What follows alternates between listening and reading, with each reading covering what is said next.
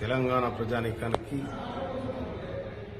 తెలంగాణ బ్రాహ్మణ సమాజానికి నేను ఒక విజ్ఞప్తి చేస్తా ఉన్నా. మొన్న 12వ తారీఖు నాడు జరిగిన మా కౌంపల్లి సత్యనారాయణ సన్మాన సభలో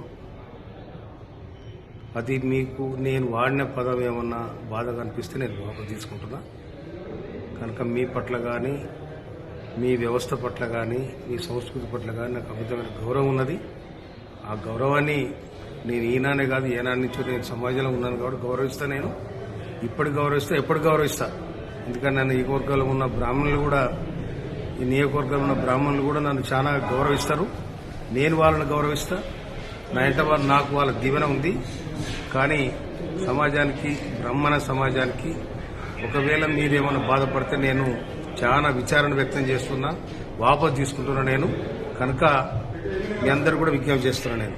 అదే క్రమంలో దీన్ని అడ్డం పెట్టుకొని బీజేపీ వాళ్ళు మీ మధ్యలో మా మధ్యలో గ్యాప్ పెంచాలని ప్రయత్నం చేస్తా ఉన్నారు. కనుక దీన్ని గమనించాలని ప్రజానీకానికి విజ్ఞప్తి చేస్తాం.